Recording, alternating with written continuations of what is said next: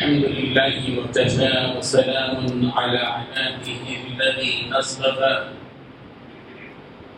أما بعد فقال الله تبارك وتعالى في القرآن المجيد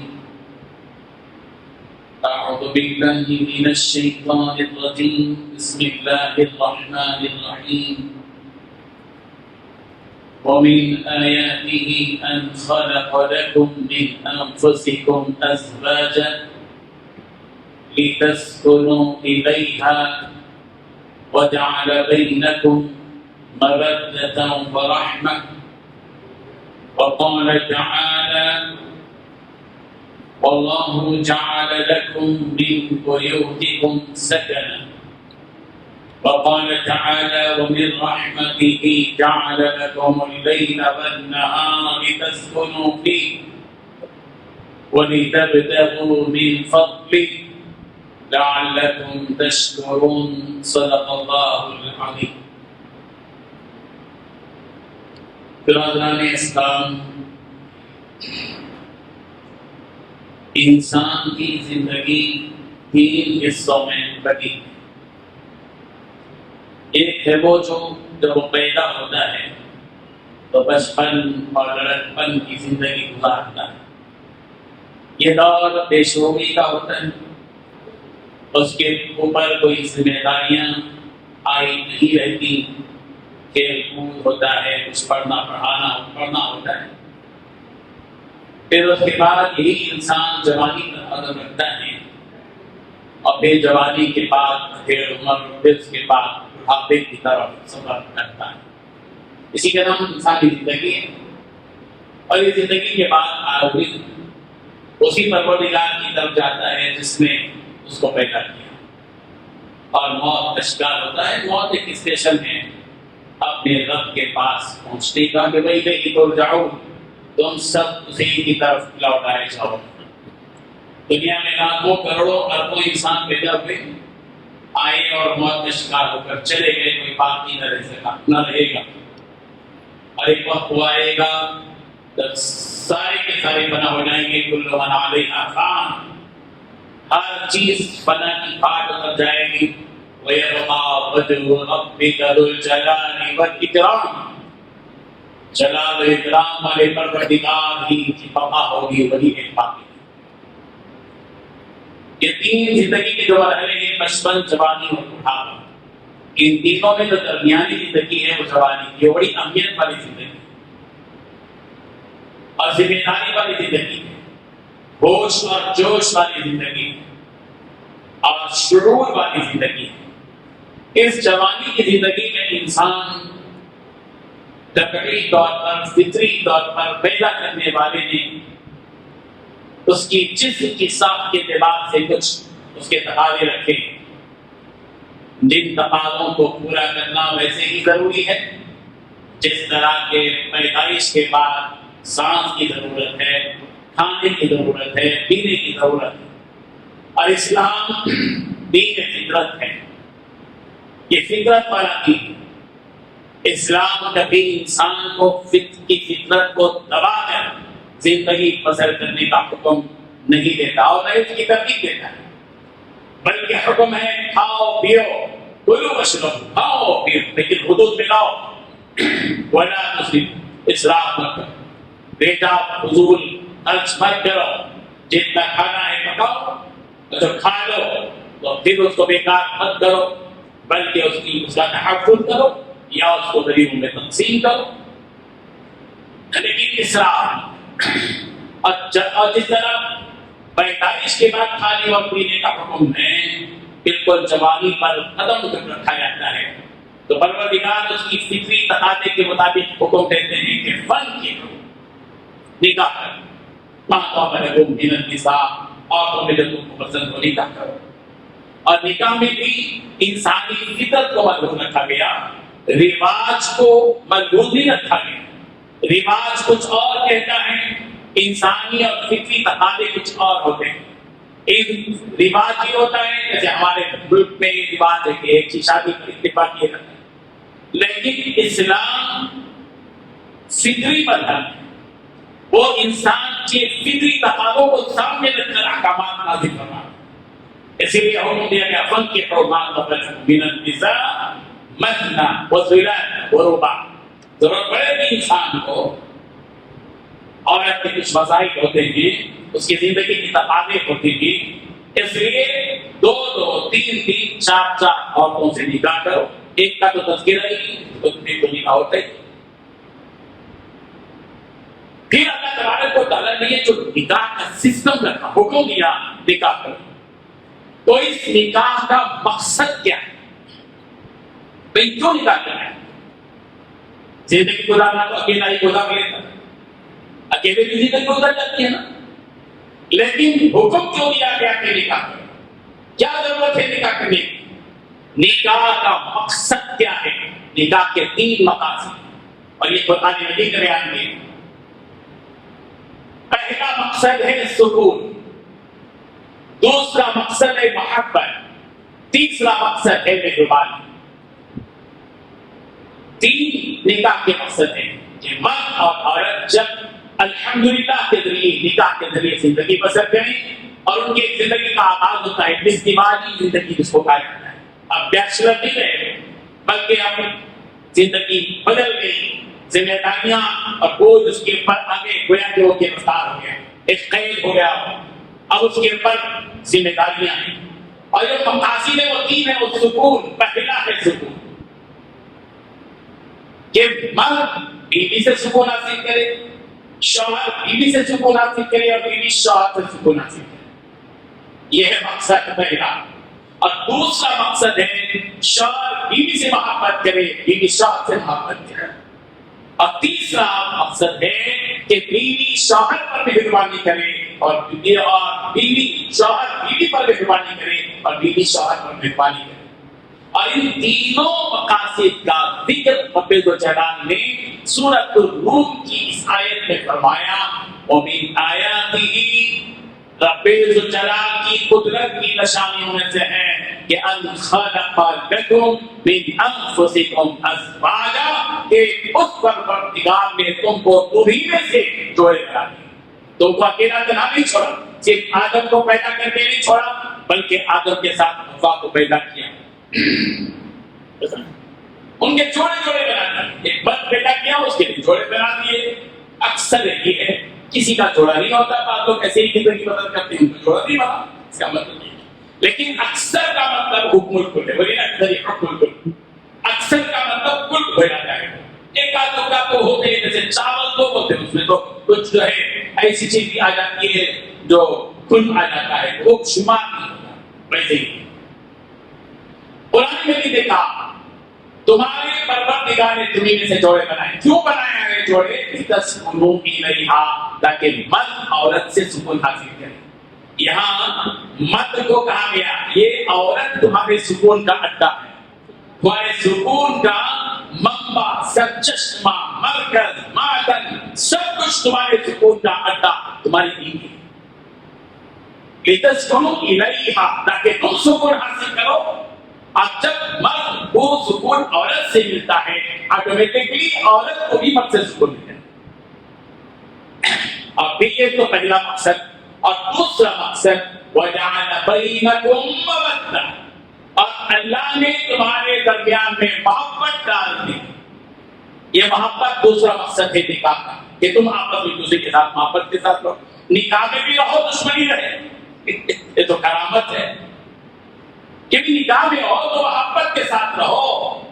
نکاح بھی ہو، وقت بھی ہو، نکاح بھی ہو، حسد بھی ہو، نکاح بھی ہو، دشمنی بھی ہو، نکاح بھی ہو، لڑائی بھی ہو، یہ ہو نہیں سکتا. اس لیے نکاح کا مقصد یہ ہے کہ ایک میاں اور بیوی دونوں کے دونوں محبت کے سانچے میں ڈل جائیں. محبت، ایک دوسرے کے ساتھ محبت کے ساتھ وجعل بینکم. اور یہاں اللہ تبارک و تعالیٰ نے بڑی اہم بات بتائی. یہ محبت شوہر کی بیوی محبت بیوی کو نہیں ہے، یہ بیوی کی محبت شوہر کو نہیں ہے. یہ زمینی طاقت نہیں ہے، رحمانی طاقت ہے کہ اللہ نے میاں اور بیوی کے درمیان میں محبت بنائی. یہ انسانی طاقت نہیں ہے کہ الحمدللہ میں نے قبول کیا، ایک لفظ کہہ دیا، اس نے بھی اور اس نے بھی، اور دونوں اگریمنٹ پر تیار ہو گئے، تو اس کے بعد دونوں میں محبت اور مضبوط محبت پیدا ہو جاتی ہے کیا اچانک معلوم ہو جائے کہ دلہے کی طبیعت خراب ہوگی تو دلہا بے چین ہو جائے، حالانکہ دونوں ابھی تک ملے نہیں، مگر ازدواجی رشتے میں بن جانے کے بعد دونوں کے درمیان میں اٹوٹ محبت آئے، وجعل بینکم مودۃ۔ اور تیسرا مقصد ہے نکاح کا وہ رحمہ، کہ رحمت ایک دوسرے کے لیے مہربانی، رحمت کا استعمال کیا لگتا ہے، رحمت عموماً کہتے ہیں اللہ تعالیٰ کے لیے اللہ کی رحمت، اللہ کی رحمت، لیکن اس رحمت کے لفظ کو پروردگار نے میاں بیوی کے درمیان کے تعلقات میں جوڑ کر بتا دیا، اللہ جیسے اپنے بندوں پر رحم کرتا ہے، میاں بیوی کو آپس میں ایک دوسرے کے ساتھ رحم کرنا چاہیے، مہربانی کرنی چاہیے۔ اور یہاں اللہ تبارک و تعالیٰ نے اہم ترتیب بتائی، پہلے سکون، پھر محبت، پھر مہربانی۔ محبت درمیان میں ہے، کیوں؟ اس لیے کہ جوانی میں محبت کا غلبہ ہوتا ہے، اور جب دونوں بڑھاپے پر جاتے ہیں تو وہاں پر مہربانی کا غلبہ ہوتا ہے۔ جوانی میں دونوں ایک دوسرے سے محبت رکھتے ہیں، محبت کرتے ہیں، ٹوٹ کر محبت کرتے ہیں، آئی لو یو بولتے ہیں، تو میں آپ سے محبت کرتا ہوں، وہ بھی کہتے ہیں آئی لو یو۔ یہ جو آئی لو یو ہے محبت، یہ محبت جوانی میں بھرپور ہوتی ہے، لیکن جب بڑھاپا چھا جاتا ہے تو آئی لو یو تھوڑا کمزور ہو جاتا ہے، خود ہو جی تو یہ بھی اٹھا رہے ہیں ان کو بھی اٹھا رہے ہیں، یہ بھی اٹھا رہے ہیں، کبھی یہ بیمار ہوئے ان کو گئے، انہوں نے ان کو کھلایا، یہ ان کو ہاسپٹل لے گئے، یہ ان کو ہاسپٹل لے گئے۔ اللہ اکبر، مہربانی کا غلبہ بڑھاپے میں ہوتا ہے، محبت کا غلبہ جوانی میں ہوتا ہے، اسی ترتیب سے اللہ نے بیان کرنا ہے۔ تو یہ جو سکون ہے، تو معلوم ہوا کہ نکاح کے تین مقاصد ہیں، سکون، محبت، رحمت، مہربانی۔ اچھا، یہ جو سکون ہے وہ کن کن چیزوں میں، اس کی بھی ترتیب اللہ تبارک و تعالیٰ نے بتائی ہے۔ یہ جو انسان کو سکون ملتا ہے، تین چیزوں میں سکون ملتا ہے۔ سکون کہاں کہاں ہے؟ آپ اپنی پریکٹیکل لائف میں دیکھیں، اس کو اپنی زندگی کے سانچے میں ڈھال کر دیکھیں، آپ تین چیزوں میں سکون ہے۔ پہلی چیز بھی اس سے سکون ملتا ہے، دوسری چیز ہے گھر، اور تیسری چیز ہے بات۔ ان تین چیزوں میں اللہ نے سکون رکھا ہے۔ اب غور کرتے دیکھیے، گھر میں سب کچھ ہو بھی نہ ہو، سکون نہیں، کانگے انہوں کہیں انہوں، بچے سب کچھ ہے مگر انہوں پوچھتا ہے، وہ بھی کچھ نہیں ہے، انہوں کہیں یہ بھی پوچھتے انہوں کہیں۔ تو پریکٹیکل لائف، یہ زندگی ہے، یہ سکون ملتا ہے بیوی سے، اور دوسرا سکون ملتا ہے گھر سے۔ آدمی گھر کے باہر جاتا ہے، حیدرآباد کے آدمی بمبئی میں سکون میں نہیں ہے جب تک حیدرآباد آ کے اپنے گھر میں پہنچے کا سکون نہیں ہے۔ آدمی دکان پہ بیٹھا ہوا ہے مگر اتنا سکون نہیں جتنا سکون اس کو گھر میں ملتا ہے۔ اور اس اللہ تبارک و تعالیٰ نے اس تینوں باتوں کو سکون کو بتایا۔ پہلی چیز ہوتی ہے سکون ملے گا، میں نے بتایا قرآن کی آیت میں سورہ روم میں، سورہ نحل میں اللہ تبارک و تعالیٰ نے بات بتائی، گھر اور رات، ان دونوں کی سکون کی وجہ بتائی اللہ تبارک و تعالیٰ۔ فرمایا اللہ تعالیٰ سورۃ النحل میں، وَاللَّهُ جَعَلَ لَكُم مِّن بُيُوتِكُمْ سَكَنًا، اور اللہ تبارک و تعالیٰ نے تمہارے لیے تمہارے گھروں میں سکون بنا دیا۔ گھر میں سکون ہے، یہ اللہ تعالیٰ نے بات کہی ہے، گھر میں سکون ملتا ہے۔ آدمی باہر رہتا، دوستوں میں رہتا، پرابلم میں رہتا، کاروبار میں رہتا، جھنجٹ میں رہتا، ٹینشن میں رہتا، گھر آتے ہی سکون، کرتا نکالے، لنگی پہنے، فریش ہو گئے، جا کے واش روم جا کے فریش ہو گئے، سکون۔ یہ گھر میں اللہ نے سکون رکھا۔ اور ایک تیسری چیز ہے، وہ ہے سکون رات میں اللہ تبارک و تعالیٰ نے سکون رکھا۔ اور اللہ تبارک و تعالیٰ نے اس کے بارے میں فرمایا، وَمِن رَحْمَتِهِ جَعَلَ لَكُمُ اللَّيْلَ وَالنَّهَارَ، اللہ کی رحمت کا نتیجہ ہے کہ اس نے تمہارے لیے رات اور دن بنائے۔ یہ رات اور دن کیوں بنائے؟ لِتَسْكُنُوا فِيهِ، تاکہ رات میں تم سکون حاصل کرو، رات میں سکون حاصل کرو، رات آتی ہے تو سکون میں رہتا ہے۔ اور دن وَلِتَبْتَغُوا مِن فَضْلِهِ، اور تاکہ تم دن میں اللہ کے فضل کو تلاش کرو، دولت، مال، کاروبار، لازمت، صنعت و حرفت، بیوٹی، اخلاق، سب دن میں۔ وَلَعَلَّكُمْ تَشْكُرُونَ، رات کا سکون پا کر دن میں کاروبار کر کے نفع حاصل کر کے رب ذوالجلال کا شکر ادا کرو۔ یہ تین چیزیں ہیں سکون کی۔ پہلا سکون بیوی، دوسرا سکون گھر۔ گھر آ جاؤ تو سکون، ٹینشن نہیں کرے، سارے ٹینشن۔ اسی لیے بیوی کیا بولتی ہے؟ رکھو جی فون، کیوں بولتی ہے رکھو کہ فون یعنی تم سکون حاصل کرو، تمہارے فائدے کے بعد کیا باتیں رکھو، بہت کاروبار کریے، بہت کما لیے، اب سکون کماؤ، اب سکون کی 3 چیزیں تمہارے پاس آتی رہے، رات بھر آگے بیوی سکون، گھر بھی سکون، رات بھی مل گئی سکون، 5-6 گھنٹے آرام سے سو کے ریفریش ہو جاؤ، آدمی ریفریش ہو جاتا ہے، دوسرے دن کے لیے آدمی پھر تر و تازہ ہو کر جو ہے زندگی بسر کرنے کے لیے نکلتا ہے۔ یہ اللہ تبارک و تعالیٰ کا نظام، اور یہ جو اللہ تبارک و تعالیٰ نے بتایا، ایک بات ذہن میں رکھیں، جب آدمی نکاح کرتا ہے، عورت کی جو بنیاد، آدمی نکاح کرتا ہے، نکاح کا مطلب یہ نہیں کہ نکاح کا مطلب ہمارے پاس کیا ہے، نکاح کا مطلب شادی، دھوم دھام، مغرب بارات سانچو، شادی خانہ، بڑا دعوت، میلوں، زبردست، شیروانی، صدری، سوٹ، سواری سوٹ، یہ سب کا نام ہم نے کیا دیا؟ شادی۔ شادی کا مطلب ہے میاں بیوی کی زندگی۔ ہمارے الو قسم کے پٹھے لوگ ہیں، ہمارے الو بولتے ہیں، بے وقوف قسم کے لوگ، زندگی ہر کما کر ایک دن میں مال کو آگ کر خلاف، آدمی تو لگا رہے مال کو جلا رہے تھے۔ بھائی جو دولت، میں کہتا ہوں، میں رائے دیتا ہوں، جو لوگ شادی کرتے ہیں بجائے کے لوگوں کو خوش کر کے اپنے بچوں کی زندگی کے مستقبل کو فکر کے بغیر یہ جو کر رہے ہیں، بجائے اس کے شادی سیدھی کر کے نکاح کے 2-4 دن کے بعد داماد کو بولو، داماد صاحب اچھا کاروبار شروع کرو، کیا کاروبار کر رہے ہیں آپ کے گھر، کتنے لاکھ میں کام کرو، 10 لاکھ میں، یہ اور 10 لاکھ لو اپنے کاروبار کو بڑھو۔ وہ جو 10 لاکھ کے کا نماز چلا ہے نا، اس کا 5 پیسے کا بھی فائدہ نہیں، 5 پیسے کا بھی فائدہ، یہ شیطان کا بھائی ہے جو کام، اصل کام یہ کرنا ہے، بیٹی کو دو، چلو داماد کو لے دیتے، بیٹی کو دو، چل بیٹی یہ لے پیسے، زندگی بناؤ تمہاری، میں جو محنت کیا ہوں تمہاری زندگی کے لیے ہے، میں جو محنت کیا وہ لوگوں کو وقتی طور پر خوش ہونے کے لیے نہیں ہے۔ یہ ہے مسلمانوں کو چاہیے کہ مسلمان دماغ سنبھالے، اتنی محنت کرتے ہیں باہر جا کر، 20 سال دیتے ہیں باہر جا کر، خوب کماتے ہیں، اللہ کے 2-4 دن اڑا دیتے ہیں، کیا کرنا کی بات، سوچنا چاہیے کوئی ازدواجی زندگی جو اللہ تبارک و تعالیٰ نے عطا کی ہے، کون سی زندگی ہے، اس زندگی کی فکر ہم سب ہونا چاہیے۔ اور شادی کرنے کے بعد اس کی بنیادی ضرورتیں کیا ہیں؟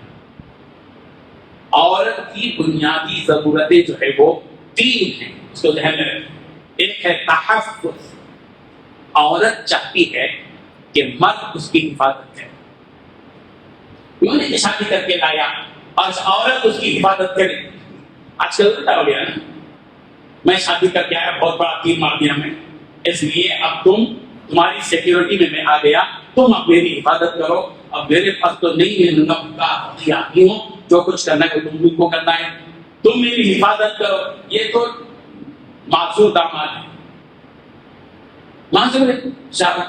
یہ تحفظ، عورت کیا چاہتی ہے؟ بیوی چاہتی ہے کہ مرد اس کا تحفظ کرے، اس کے عفت کی حفاظت کرے، اس کی صحت کی حفاظت کرے، اس کی زندگی کی حفاظت کرے، اس کے روٹی کا، اس کے رہنے کا انتظام کرے، اور پورا اس کو سیکیور رکھے، انسیکیور میں سیکیور رکھے، محفوظ رکھے۔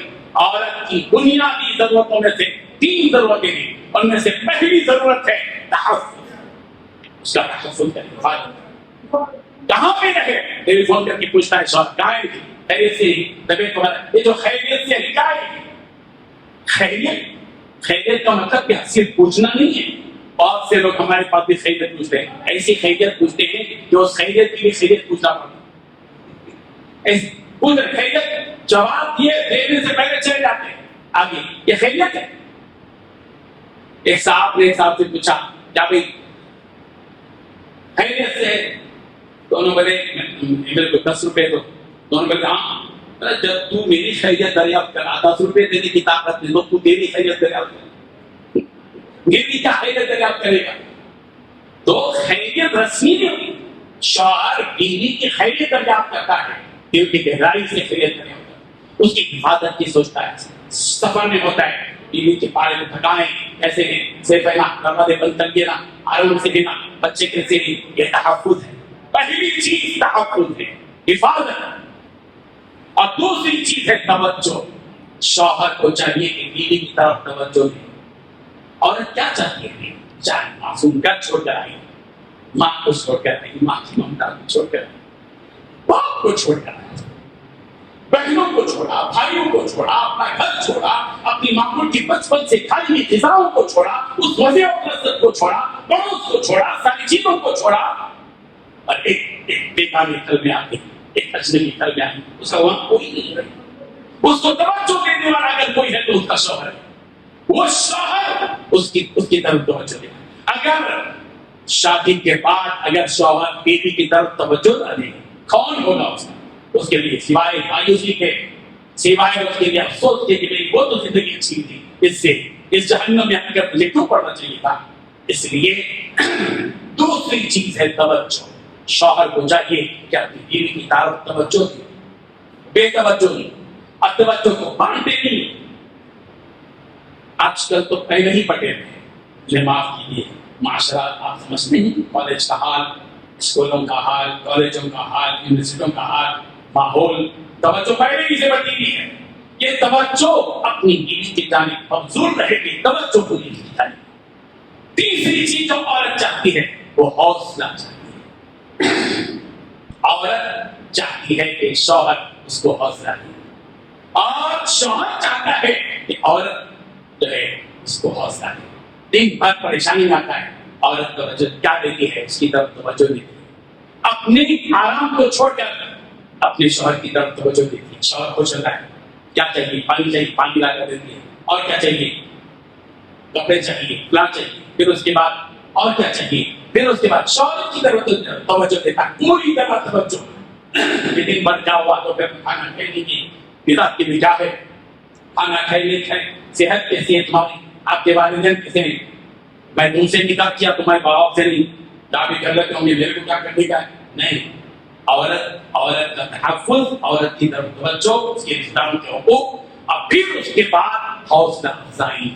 عورت مرد کی حوصلہ افزائی، مرد عورت کی حوصلہ افزائی. اور مطلب حالات آ جاتی ہے، وہ بیچاری نہیں ہوتی ہے، پہلے گھر میں آتی ہے، اس ماحول سمجھ میں نہیں آتا، غیر تجربے کار ہوتی ہے، نئے گھر میں جاتی ہے، نئے میں اس کو کچھ چیزیں سمجھ میں نہیں آتی، اس کی زبان سے کچھ نکل جاتا ہے اور وہی چیز بیس بن جاتی ہے، اور وہی سے نا اتفاقی شروع ہو جاتی ہے. اس لیے عورت کی حوصلہ افزائی ہے. کچھ ہو گیا فوراً اس کو مٹانے کی کوشش کریں. تختی میں لکھا نہیں جاتا ہے، مٹایا نہیں جاتا ہے. تختی کا مطلب یہ نہیں ہے کہ دکھاوا ہی رہے، بلکہ تختی کا مطلب یہ ہے کہ جو لکھا گیا ہے اس کو مٹا دیں. اس دیوانی زندگی میں یہ چیزیں آتی رہتی ہیں، جاتی رہتی ہیں، لکھی جاتی ہیں، مٹائی جاتی ہیں، لکھی جاتی ہیں، مٹائی جاتی ہیں. اللہ نے دن کے بعد رات اس لیے دی ہے کہ اس دیوانی زندگی کے اندر دن کا جو چیزیں منفی انداز میں لکھی گئی تھی ان کو رات میں مٹا دیا جائے اور محبت کا رینیول کیا جائے، محبت کی تجدید کی جائے. یہ ہے اس دیوانی زندگی، یہ ہے میاں بیوی کی زندگی. آج سروے میں دکھائیے نوجوانوں سے ملاقات کے لیے کتنے نوجوانوں کی زندگی اچھی نہ لگی. اتفاق نہیں ہے، محبت نہیں ہے، توجہ نہیں ہے، حوصلہ افزائی نہیں ہے، اس کی طرف اس کے تحفظ کے بارے میں اس کا کوئی خیال، اس کا ہم گمان بھی اس طرف نہیں گیا ہے. کیا نتائج؟ ایک دوسرے کے سکون کا ذریعہ نہیں.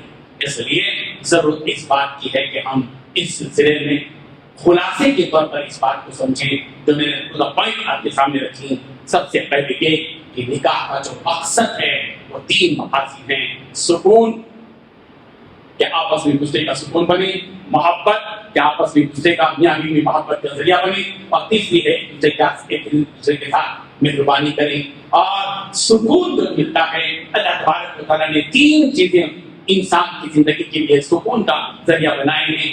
بیوی سکون کا ذریعہ ہے، گھر سکون کا ذریعہ ہے، رات سکون کا ذریعہ ہے. دن بھر کی مصروفیات کے بعد گھر آتا ہے، پریشانی مچھلی اور ٹینشن دور ہوتا ہے. دن بھر کی مصروفیات کے بعد گھر آتا ہے، بیوی سے اس کا ٹینشن دور ہوتا ہے. رات دن بھر کی مشغولیات کے گزارے میں जब रहता है तो तंग आ जाता है, थका हुआ होता है। रात उसको मिलती है, उसकी थकावट खत्म हो जाती है और रिलैक्स होकर एक नई जिंदगी उसको जब सुबह होती है तो जिंदगी की एक नई शुरुआत उसके साथ होती है। और फिर उसके बाद मियाँ बीवी की जो जिंदगी होती है उसमें 3 चीजों को मौजूद रखना चाहिए। एक तो ये कि वो एक दूसरे का तहफ़्फ़ुज़ करें, एक दूसरे की हिफाजत करें, एक दूसरे के इसका ख्याल रखें, उनकी जिंदगी की मियाँ बीवी आपस में एक दूसरे के एक चाहे वो एक सवारी के 2 पहिए, मियाँ बीवी सवारी के 2 पहिए हैं। उसमें लड़ने की जरूरत नहीं है, तू पहिया आगे का है या फिर पीछे का है। लड़ने के लिए पहिए नहीं है, ये संभालने के लिए कि गाड़ी का पहिया जो है आपस में एक दूसरे पहिए नहीं लड़ते, वो बेचारे नहीं लड़ते, मैं आगे रहूंगा तो पीछे नहीं। कभी इधर का पहिया निकालकर उधर डाल देते हैं, राजी हो जाती है गाड़ी, उधर का पहिया इधर डाल देते हैं, राजी हो जाती है, कोई मसला नहीं है। देखिए इंजन में एक पहिया सामने और एक पहिया पीछे होता है, इंजन का ताल्लुक पीछे के पहिए से होता है। अगला पहिया अगर शौहर है तो पिछला पहिया बीवी है। यही पूरे घर संसार घर गृहस्थी को चलाती है और इसी के अंदर वो कैपेसिटी है, इसी के अंदर वो सलाहियती अल्लाह तबारक व तआला ने रखी, पूरे खानदान को संभाल कर ये आगे बढ़ता है। इसलिए चाहिए कि हम इन आयत को समझें। निकाह क्या है, निकाह के मकासद क्या है, बीवी की बुनियादी जरूरतें क्या है, एक बहुत बड़ा मौजू है ये। मैं समझता हूँ मेरी तकरीर का आधा भी नहीं हुआ है, उसके फिर औरत के कुछ पांच जज्बाती जरूरत होती है, फिर किसी मौके पर इंशाअल्लाह आपके सामने रखेंगे। हम सबको चाहिए कि हम अपनी अपनी इस्तिवादी जिंदगी में, जिनकी जिंदगी इस्तिवादी जिंदगी चल रही है या जिनकी शुरू हो रही है, सब के सब आपस में एक दूसरे के साथ मिलकर तय करें, प्लान करें कि हमें अपनी इस्तिवादी जिंदगी बच्चों के साथ, घर संसार के साथ, रिश्तेदारों के साथ, ससुराल के साथ, ननियाल के साथ, ददियाल के साथ कैसे बसर करना चाहिए। यही प्लानिंग, यही मनसूबा इस दिवाली जिंदगी को खुशहाल और खुशगवार बनाता है। अल्लाह ताला हम सबको अमल की तौफीक अता फरमाए। आखिर दाअवाना अनिल हम्दुलिल्लाहि रब्बिल